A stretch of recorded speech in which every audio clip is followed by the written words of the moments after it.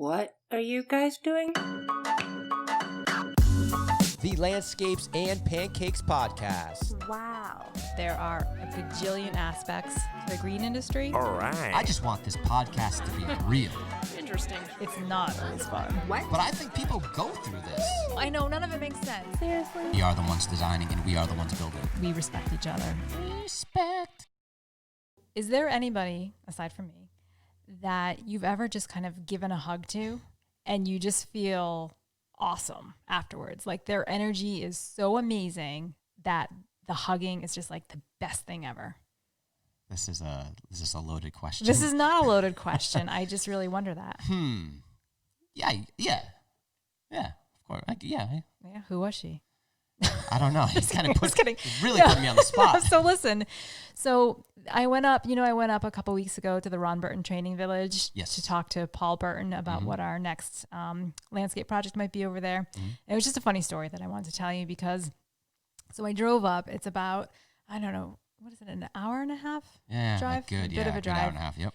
And so I get to a point and I see him waiting, and he's just kind of standing there. And I get out of the car and I just looked at him and I was like, Paul, I really want to hug you because he has such amazing energy. He's just a great hugger. And you know I love hugs. Yeah, you're a hugger. And so, this is all COVID timing, right? And so it was really kind of funny because I swear to God, we both kind of looked behind each other to see if anybody was looking. And then he was like, come on over. And I just gave him a big giant bear hug and it was awesome. Nice. I can picture that completely. And the energy was amazing. It's awesome. And so we are so happy today to be talking to Paul Burton from the Ron Burton Training Village. Yes. Yes. I mean, so we had Paul in mind to do this and we talked to him about it, but we were waiting for COVID to, whatever we thought was going to happen with this subside so we could actually do it in studio. Or at the village. Yeah, closer to the village when we do what we call Home Depot Day, which is, I think last year was like 500 volunteers on one day building a garden before lunch, mind you, which I didn't realize until I experienced this. Like by lunch, they're done. It's incredible the amount of people there working towards one common goal. But with what happened with George Floyd, we thought, this has to be, as much as we can make it, relevant with what's happening now. So how do we make landscapes and landscapes design relevant with what's going on now? Well, listen to Paul and you'll know how. So Paul, thank you so much for joining us today. I know how completely insane your schedule and your life is right now. So for everybody out there, we have the pleasure of talking with Paul Burton today, who is the Vice President of the Ron Burton Training Village. And we had wanted to have you on the podcast anyways. We had mentioned this to you, I think, a few weeks ago, because we really wanted to talk to you anyway about what you do at the village and kind of how landscape spaces kind of play into that. So we were going to have you anyway. And then the world just turned upside down between COVID and what just happened in Minneapolis. And we just kind of thought now might be a better time to talk to you. So Absolutely. Thank you so much. So we have a lot of questions for you, but in a nutshell, for anybody who doesn't know about the Ron Burton Training Village, can you give me your 30-second, if possible, description of what the village is? And we're going to go deeper into it. And I definitely want to talk about your dad. But for people who don't know and are just starting to kind of listen, I just want them to know who you are and kind of what the village does. Yeah, so the Ron Burton Training Village is a nonprofit, and our mission is to enrich the lives of challenged youth in the areas of dynamic leadership and character development, educational and social advancement, physical fitness, and spiritual growth. Our mission is to help young people make the winning decisions in life. Our focus is to help develop the whole child so that child understands his or her purpose, and to work hard and to be focused and to have a great sense of faith and understanding that life is not easy, it's full of challenges, and you got to just continue to work hard and believe that one day you will fulfill your purpose. Awesome. I think you've probably said that more than once in your life. So if I said to you, Paul, what is significant about the hour of 4:30 in the morning? What would you say to me? That's the morning we all get up at RBTV.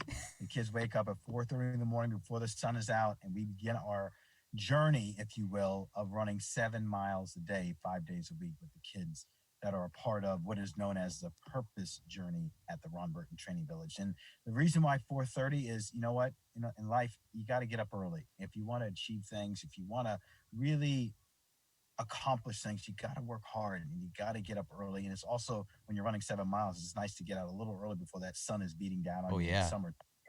But 4:30 it's tough. It's not easy, but the kids are learning that if you want things to happen in life, you got to go out there and make them happen. And that kind of ties into your dad's story, right? So your dad, Ron Burton Sr., started this whole journey, if you will. And I was reading on the website the description of how when he was first coming into athletics, how he was not exactly the model athlete in any way. And one of the coaches that kind of saw him struggling a little bit had said to him, listen, if you really want this, you need to get up, you need to run. I think he said specifically 7 miles, and you need to go for it. So talk a little bit about your dad. Let's learn about your dad's story. I know he grew up in Springfield, Ohio, and he was raised by his grandmother. Can you kind of start us on the very beginning of the journey? Yeah, so my dad, Ron Burton Sr., grew up dirt poor in Springfield, Ohio. He didn't have much at all, no money. He didn't have a lot of talent. He couldn't run. He couldn't catch. In fact, his nickname growing up was literally called Nothing. He was teased, made fun of, and put down. He used to cry every single day. And it was his mother who says, Ron, you cannot cry every time the kids make fun of you because you love the game of football, but you didn't have much talent. And she taught him, Ron, if you want to stop, if you want to get over this, you better start learning how to win, or you're going to have to stop playing the game of football, which you love. And my father learned early in life that if you want things to happen, you got to go out there and make them happen. So he went out for football. It was a junior high, and he was the only kid they wouldn't give a football uniform to. Oh, wow. God. Wow. Yeah, it was unbelievable because it doesn't make any sense that you leave one kid out. But, they didn't want him to get hurt. They didn't think he had any talent, so they just left him out. He had to beg his Pop Warner coach to tell the junior high coach, please give me a suit. And they finally did, but he never played a single down of football until the last play of his 8th grade year. That they ran a football about 10 yards and got tackled. And 10 yards is not very far, but it happened to be the most important 10 yards of my father's life because high school coaches that were surveying the crop of kids that were coming up was at that game. And after that game, after my father got tackled after 10 yards, a high school coach came up to him and says, Ron, you seem to have something that the other kids don't have. I saw you run those 10 yards and get tackled. You're not very fast, but you seem to have a lot of determination and a lot of courage. He goes, I'm going to tell you a secret. If you ever want to be great, not just good, but great at the game of football, here's what you should do. You ought to consider waking up at 4:30 in the morning and running 7 miles a day. What that coach didn't know is that he was talking to a young kid who was willing to pay any price in the world to stop the kids from calling him nothing. So that summer, he put on his father's work boots and began training, running 7 miles a day during the summer. He did that for 12 straight years. Can I ask you a question about that? Do you think that was the motivation for him really not to be called those names anymore, as opposed to just the love of the sport? Yeah, it was totally to stop the teasing. He just wanted to fit in somewhere. He wanted to feel that he was worth something. He wanted to stop the bullying, and he knew that it was going to take a lot of effort, but that was his initial goal. He wasn't trying to become All-American. He certainly had no intentions of going to the NFL. He just wanted to stop the teasing. And he did that quickly.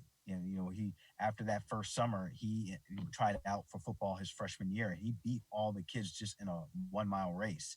And the coach was like, who are you? But I'd been training while everyone else was taking the summers off. That's awesome. So he went from calling nothing to becoming an All-American in high school, winning 47 different scholarship offers to all the major football schools in the country. Wow. He choosing Northwestern University because of his academics, because the coach Eric Parsegan says, Ron, I know you're being recruited by Ohio State, Oklahoma, all the great schools, but if you come to Northwestern, you will, one, go against the best in college football, but you'll also receive a phenomenal education. And my father, just growing up in his family, knew that education was always very important.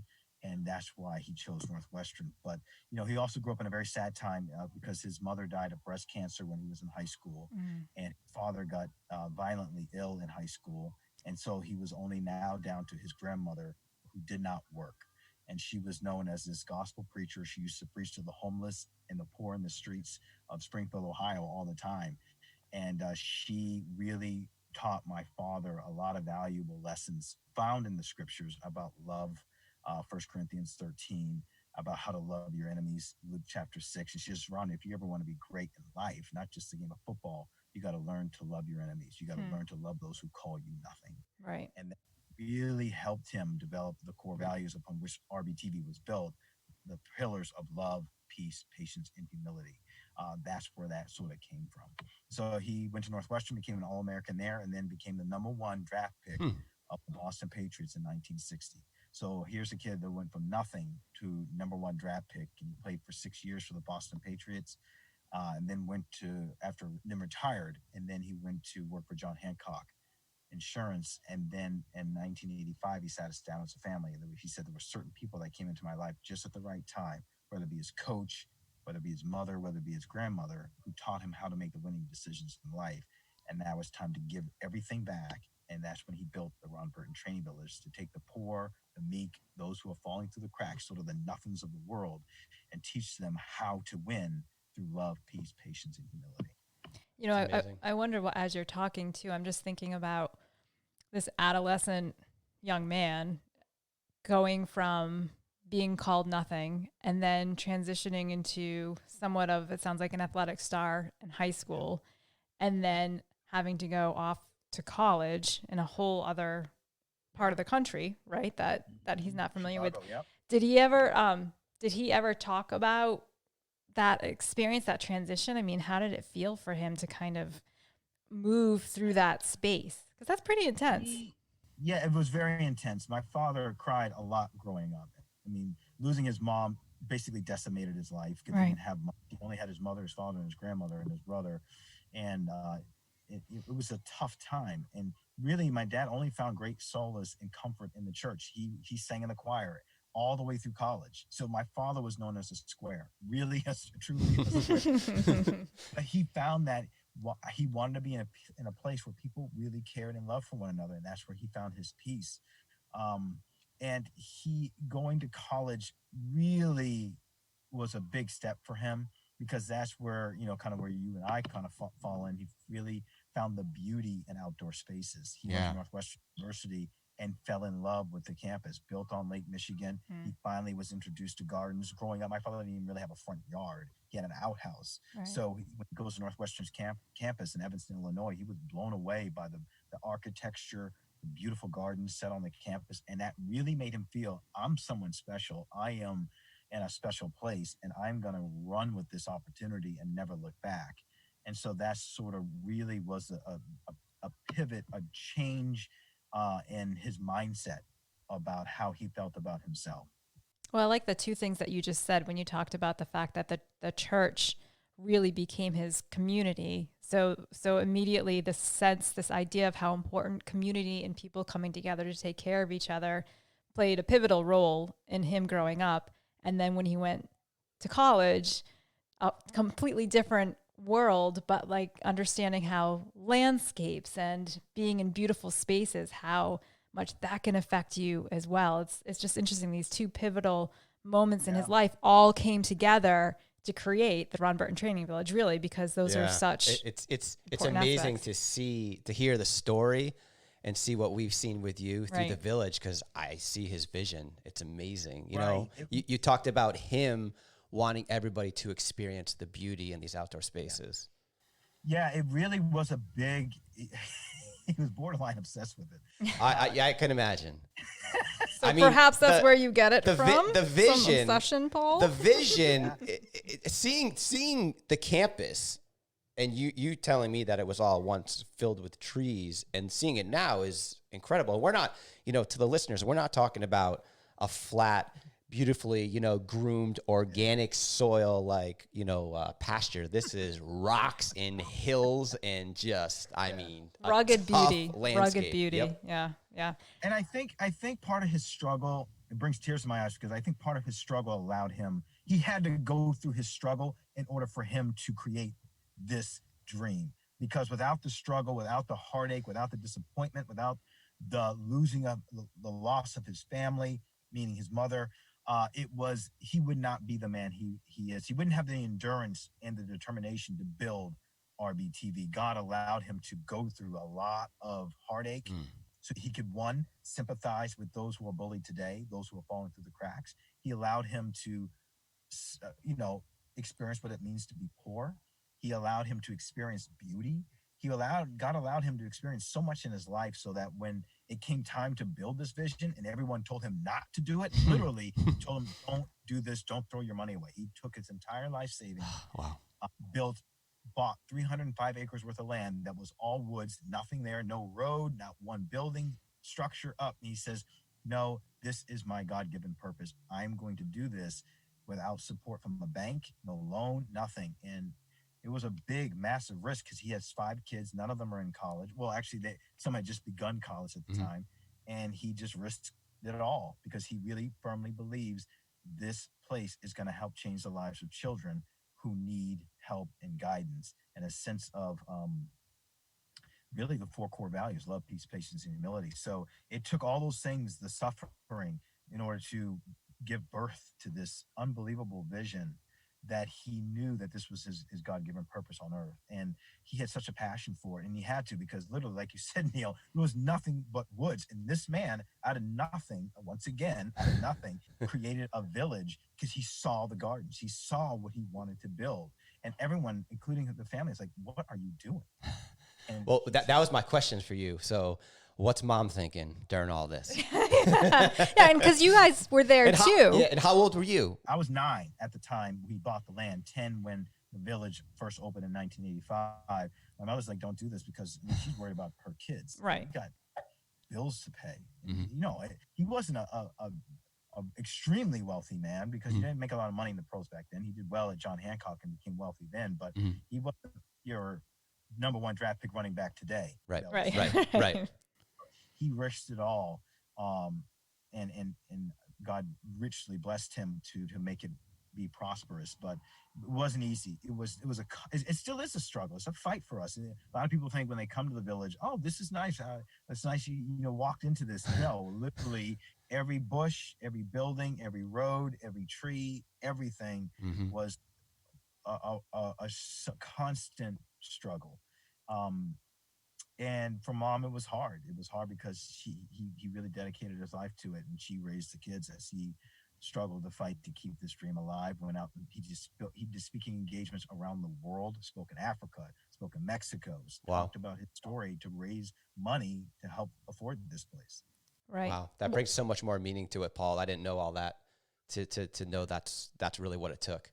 It's incredible. Yeah. And especially thinking about the fact, because I think there's a fairy tale assumption that your mom was right on board because she's at every event that I've been to, she's always there. You can see how incredibly proud she is. Yeah. And I think sometimes you forget that on a very human level as the mom, kind of being like, well, we have 5 kids too that have legitimate, real needs. So, but obviously there was teamwork there. I mean, it wouldn't have come to fruition without her. She cleaned the toilets the very first 5 years of RBTV because she did not want my father to fail. She did not want him to look bad. We didn't have the luxuries that we have today. It was nasty. It was our first place. We rented a chateau up the top of the hill off campus because there was nothing built. So we actually had to rent an abandoned restaurant. Wow. We have the first group of 30 kids. Nothing was built. So she used to scrub the toilets. I mean, that is about as humbling as it gets as a wife with don't do this. Okay, you're going to do it anyway. So I'm going to help you and I'm going to get as low as we can get and scrub the toilets. With some of her friends who helped her, for even though she didn't really want him to do it, she prayed for 2 years to try and find the right location for this place. Ironically enough, you think about what's going on today with the racism, the town of Hubbarston did not want us there. They think we're gonna send a whole bunch of black kids that are gonna pillage, rape, and destroy the town of Hubbarston because we're running. And back then, we didn't have the land to even run on campus, so we ran literally through the town of Hubbarston. Okay. 7 miles. So that's like, what is going on? It is out there. If anyone that's not familiar with it. Mind you. Yeah. Right. It's very bold. Oh, yeah. Yeah. Don't do this. They did not want him there, and now they love us there because they, it's a beautiful spot. We're a shelter sometimes when natural disasters happen. We give the land, the fields to the soccer teams for free. So my dad had a way of really just loving everybody and not judging them, and it was really humbling to see the reversal of the blessing. It's all transferred to you guys, you and your family, because you feel it when you're there. It's Thank you. It is, I don't know, for us to be a very small part of it. What we've done has been life changing, and to be around the kids is life changing. And honestly, and this is going back a couple years prior to everything that's happening right now. It's just so rewarding to be around them and feel how grateful these kids are. I mean, I say it all the time. To Samantha, a 12-year-old kid comes up to me when I'm there, doesn't know me. He walks up to me and puts his hand out, introduces himself, and shakes my hand, and I'm like, that's what we need. And looks you in the eye. Like, yeah, to me, that's the most amazing thing. It's like this understanding that I respect you. I respect you, but we are human, and we are going to have eye contact. And I'm going to introduce myself to you like just normal people should do. But to have the confidence at that age to do that is, I think, difficult. I mean, I remember adolescence growing up. I mean, it's confusing time as it is. It really is part of the training. We teach them how to do that because a lot of them, they don't know that. They don't know any better. And the kids that we get, we interview them for quite a while to see if this is really what they want to do, because RBTV is not for everybody. It is for those who are falling through the cracks. It is for the poor, the meek, those who are struggling. But it's also for those kids who also, like the Ron Burtons, they say, I know I can do something with my life. And all I need is some guidance. All I need is that coach to say, Ron, you seem to have something the other kids don't have. Let me give you some secrets, some keys to success. So it's about exposure. It's about opportunity. It's about teaching kids how to love one another, respect one another. And it's about giving them the tools they need. So when Magna Design Group comes out, let's show some respect. Let's show some appreciation. Let's shake their hands. And we practice those things literally. At RBTV, we go through it. We rehearse it because you gotta, if it's not second nature, you don't know. And if you're not exposed to something like that, you don't know. I probably didn't know what a beautiful garden was until he was exposed. At Western. He didn't understand it. He didn't understand classical music until he was exposed to it. And it really hit him in a very special way. And I think it hit him in a special way because of what he didn't have. And that was transformative to him. He would be so blown away. He'd be in tears every day by you guys and what you guys have done at the village. Like, he didn't have the funds. He had the vision, but he was scraping just to make it all work. So he laid it out, but I think he passed in 2003. He laid it out, but to see it all come to fruition is very, very humbling. It's like, wow, Dad, you laid this out, and I wish I believe he's seeing it from heaven, but he's so blown away by you guys.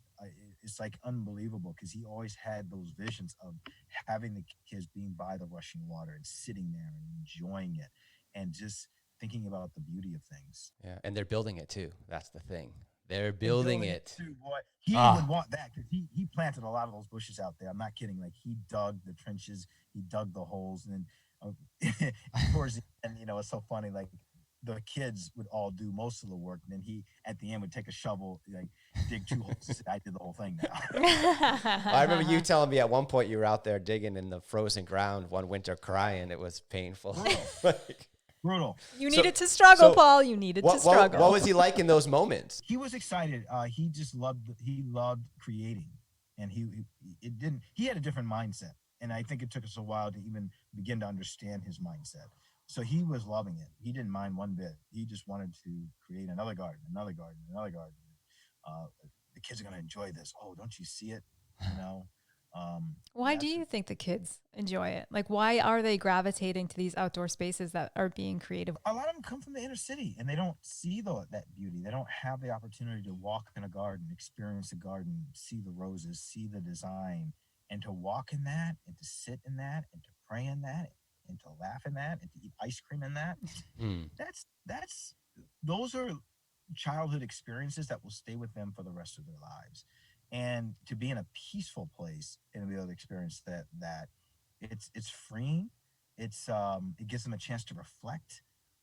There's a sense of just exhaling, and also a sense of let's get ready. Let's use this time wisely.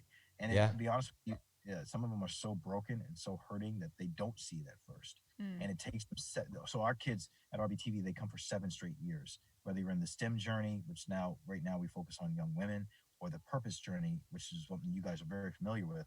They come for 7 straight years, and some of them really don't understand it because they're so hurting. All they know is hurt, pain, and they don't really get a chance to see the lake or the beauty of the trees. And so it takes about 5 years to really, now I see it. Now I get why we have quiet time there. Now I see why this is so important. Yeah, some of those images that I've seen of quiet time of the kids sitting in the gardens, those are really powerful to me and just super rewarding. And a lot of the guys that I've worked with, their 7 years is up. They're 21, 20 years old, in college, probably the best time of their life. And they're coming back on the weekends to dig holes with me in 90-degree summer heat. And it's like, man, where did you guys come from? Like, I love you guys. You guys are amazing. There's a great sense of appreciation in our young people. Yeah, it's like a sense of duty almost, huh? They enjoy coming out. I mean, it's a big part of their childhood. So if they can have a way of sort of their way of giving back, they really look. One of my mom's biggest thing is learn to appreciate things, and so we really have emphasized that. And I think these kids are really understanding that, because a lot of these kids are full rides to college, and it's like my dad. They go from where they are, which is very humbling, to an opportunity to attend a 4-year college basically for free. And it just takes them to the next level and the next level and the next. And they enjoy that because that was where it began. So we're hitting each other right now because Neil wants to say something and I want to say something, and I've been wanting to say something. We're fighting under the desk, Paul. Paul's seen this before. He knows. He knows the deal. Well, because I really just wanted to hone in on this point that we've talked about and that Neil and I talk about, but in our personal belief in the power of outdoor spaces to heal and to bring people to a place of peace and connection with the world around them. And to me, that's always been the most powerful thing, because that's what I know and can really relate to. So for me, that's been one of the most powerful things about what you do. And it's just interesting to hear you say, I never thought about the fact that it could take the kids up to 5 years to finally get that. I mean, I kind of assumed, wow, you walk in and you appreciate this, but it makes a lot of sense that 11 years old or 12 years old, and with all the information that you've got going on in your head, you might not actually notice that until you do. And then that's got to be amazing. A lasting impact once you realize it, right? Let me tell you a quick story to show you how you can sort of grasp this. So when my dad was alive, there was one kid at RBTV. He was a nightmare, disaster. Everywhere he'd go, every day he'd be talking to this kid. And he was just a troubled child. All he knew in his entire life was anger, disappointment, and abuse. So he came to RBTV fighting every day. Every day my father would sit down and talk to this kid, say, you cannot continually destroy this place. And the very next day, got in trouble again. And my father sat him aside again, and he said, you can't continue to destroy this place. I love you, big guy. He always said that. I love you, big guy, but I can't allow you to do this. He goes, I'll do anything for you, he would say to this child. And the kid goes, I know, Mr. Burton, I'm just trying to figure out your angle, because all I know is hurt and pain. And so I don't even understand where you're coming from. And so, like, when a kid doesn't understand it because it's foreign to them, like they don't even, they don't come from this place. So it's so starkly different from what they're used to. It's almost a culture shock. So it takes a while to Yeah. even understand what that means, because all that person only knew was hurt. So to come into a place that's completely opposite of that, he's like, Mr. Burton, I'm still trying to figure out your agenda. Right. My dad's just like, all I want to do is serve and help you. And the kid's just like, yeah, I don't buy it.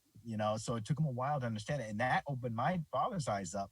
And I remember talking to him. I go, what did you learn the most? He goes, I learned that I got to be more patient and more understanding with these kids. There is another side to this. There is another way. And, and it's not up to us to decide when that child gets there. It's our job to be the vessel. It's our job to plant the seed. It's our job to sort of serve these kids in such a way that they understand that God has a purpose for their lives.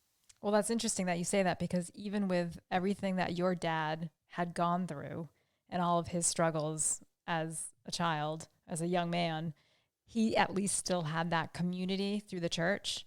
So he still had a sense of good in the world. And it sounds like this kid maybe didn't have any of that. And so it's just interesting. I think of your dad as this absolute saint to begin with, but for him to recognize like, oh no, I still have to have patience. I still have to understand where these people are coming from. It was dying day. I remember interviewing him last year. He was allowed to go, what do you want me to know? He goes, Paul, you got to be more patient, and you got to be very understanding and never judge, because you don't know what another person's gone through. You don't know the shoes that they have to walk in.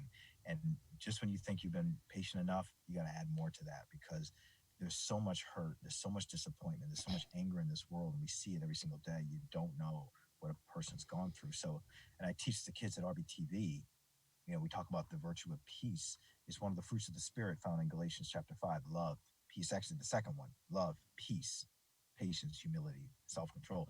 And I tell the kids this: peace is not necessarily sitting in the gardens of RBTV. True peace is when the situation around you is not peaceful, but yet you can display that peace of God that passes understanding, because then you can be a light in a very dark situation.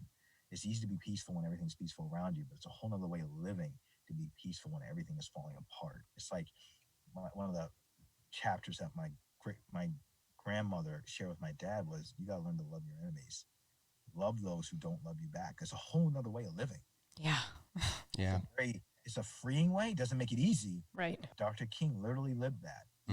Love your enemies. And it's not easy, but that's what we're trying to teach these kids. It seems to me this year is that much more challenging. I talked the other day, a lot of the kids have been cooped up inside with COVID. And now they're dealing with the news cycle and everything that happened with George Floyd. And it was an emotional conversation. And I've had some emotional conversations with my friends. And one in particular, he's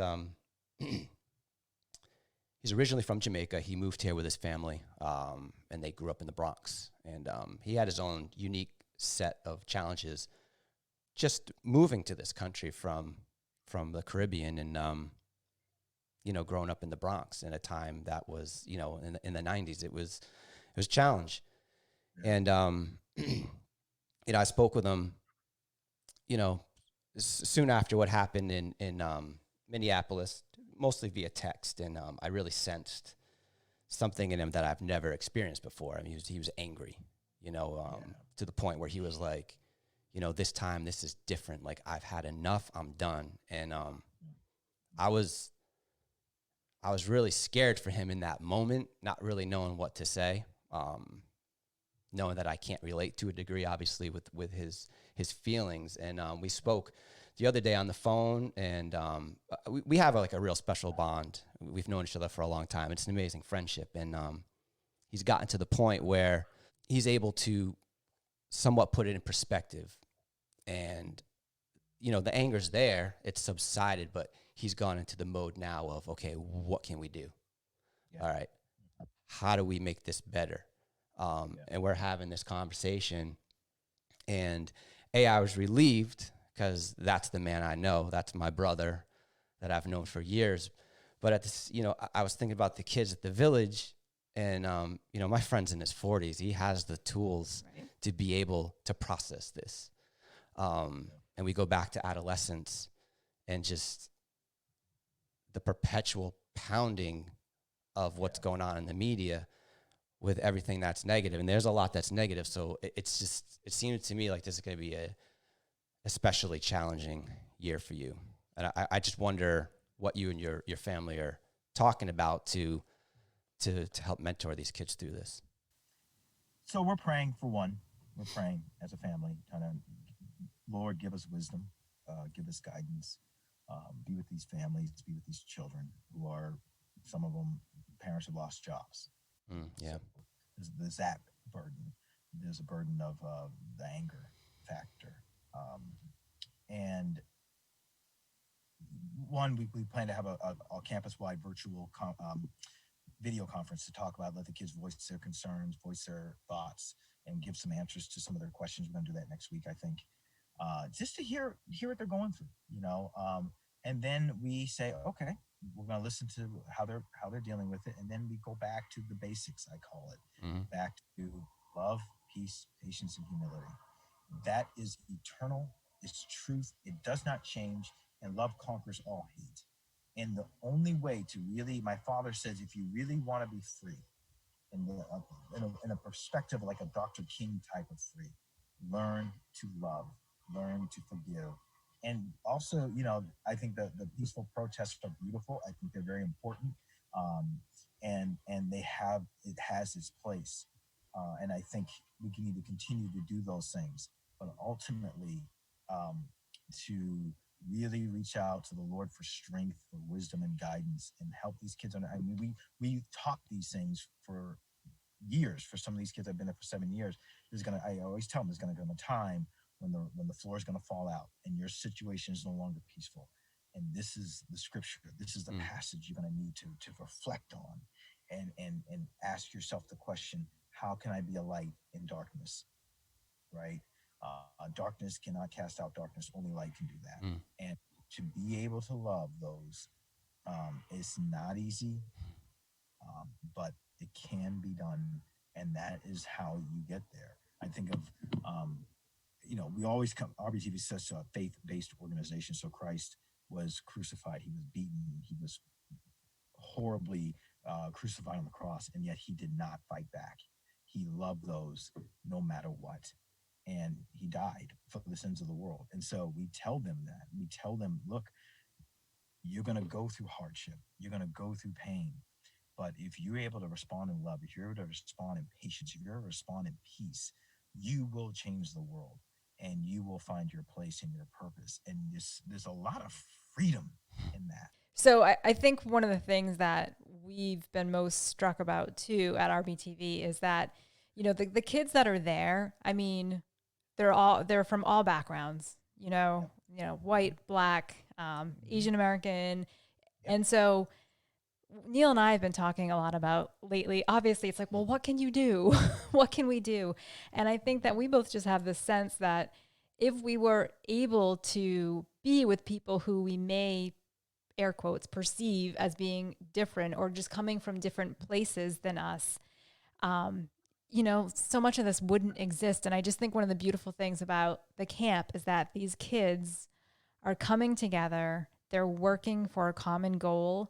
And I would assume that, at least they're going to have a much more healthy perspective, I think, on this stuff, because they understand that they're not going to generalize anymore, because they're... Hope they won't. Hopefully. Hope they won't. Hopefully. As they mature. My dad's vision was to take every type of kid in America. He didn't want it to be all black. Right. He didn't want it to be all poor. He wanted to take every type of kid in America, and teach them how to love one another, bring everybody under one flag, and let's learn how to live and understand one another, the shoes that they walk in. I think that was a very important part of his vision, because you can't just be one type of person, one type of socioeconomic status, one type of race. You got to bring everybody together so they can learn to live and understand and respect one another where they come from. Right. Well, yeah. I had taken a quote from the website. I think one of the most powerful things that I've read on your website, and just knowing, what you're all about, is the camp's philosophy is to inspire the consideration of others before yourself. So the consideration of others before yourself. If everybody could just do a little bit of that, as simple as holding the door for the person behind you, just taking a quick peek, see if there's anyone behind you, because then that triggers that person to say, oh, I should make sure no one's behind me. I mean, those little acts of just putting other people ahead of you, that's life-changing. That's world-changing. Yeah. And I think about, I've been thinking a lot about the conversations you have while you're there building. So, you know, let's say we're all like we've done, we dig in a hole for a water feature. I'm digging a hole there with all these kids. Your politics don't matter. What you look like doesn't matter. In that moment, where you came from doesn't matter. We all have a common goal. We're digging a hole. We're talking. We're communicating. So these are all these little experiences that we're having in that moment that I like to think over the course of our life, you know, we all may go our separate ways, but those little experiences compound and they build off one another and they lead to more experiences where there's all those pillars that you talk about in that moment and those conversations, that dialogue, that common goal. It's really powerful.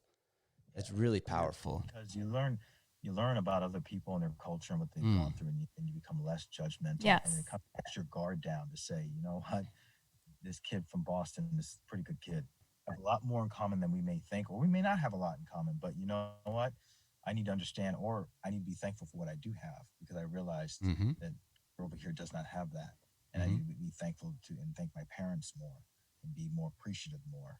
And it's a really interesting way philosophy he had, his approach: God first, others second, me third. You see that in the kids.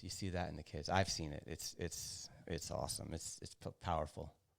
So I think one of our last questions, so you can get back to work, is, and I don't know, it's such a simple question, but I don't even know if it's a stupid question, but, you know, do you see any good coming out of what happened in Minneapolis? Well, I think it remains to be seen. I think we got to see policy change. We got to see the systematic racism change. I think this is the beginning stages. I think the peaceful protests are it's happening now almost every day. So that's good. And there's less of the craziness of the looting and stuff like that. I think that's hopefully fading away. But you're seeing all types of people in these protests coming together in every town, village, city, all throughout the nation, even globally.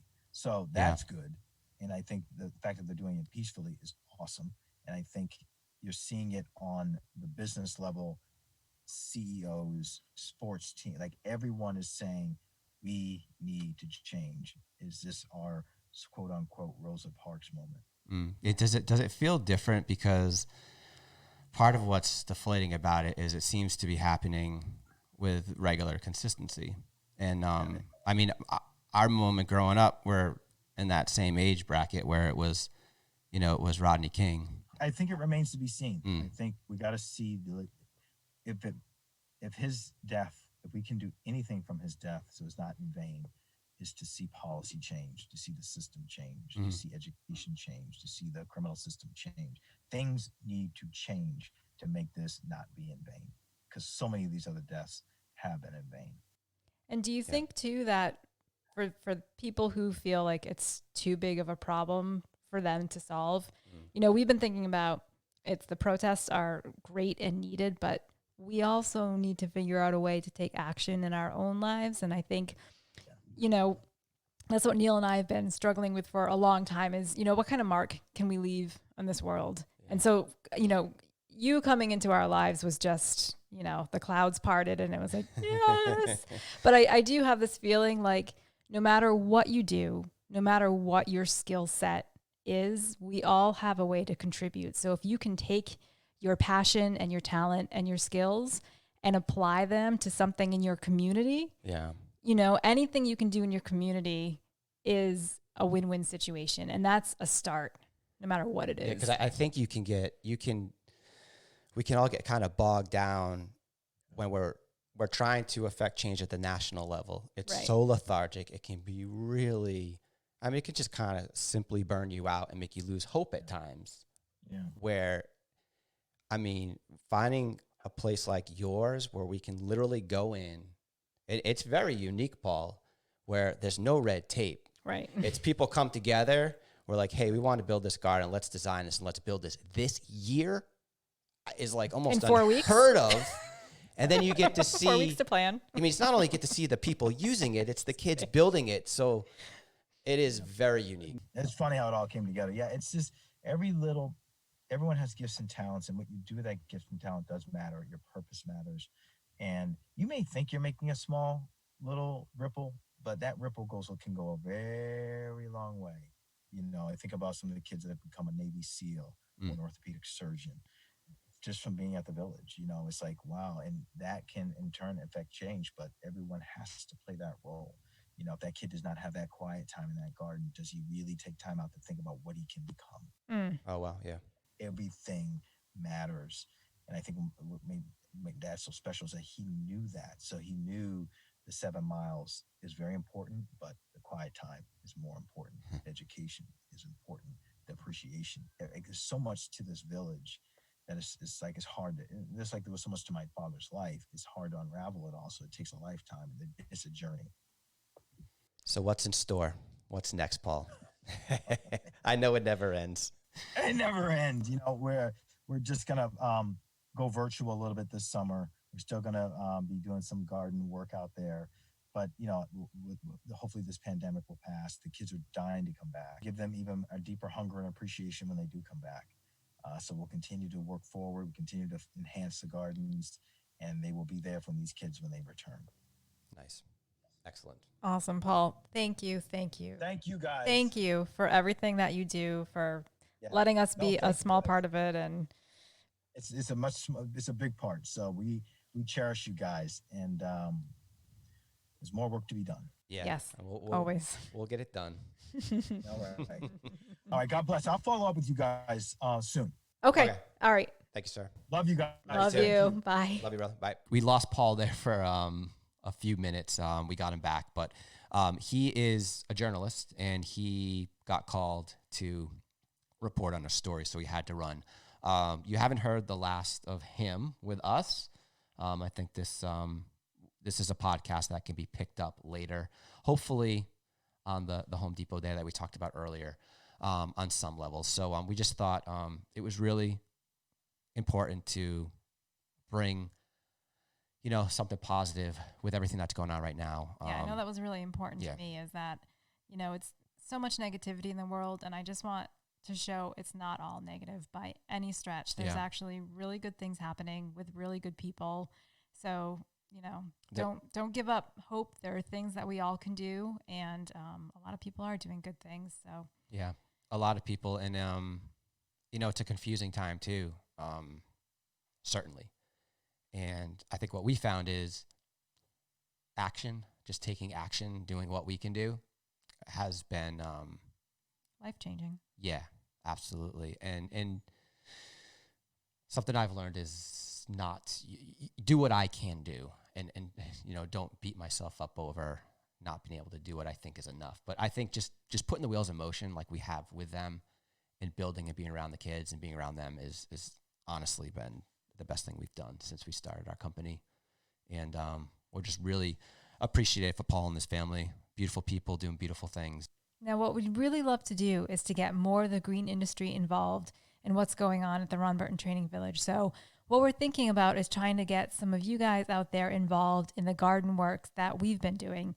So whether or not that's in the form of actually helping build the gardens, or maybe doing some workshops, we're kind of trying to come up with different ideas and different scenarios of what might work there for the village, as well as for everybody in the green industry. Kind of just, how can we all come together to really make these spaces come alive for these kids? So if you're interested in being a part of that, just DM us and we'll let you know what we're doing this year, and also what our plans are for the future.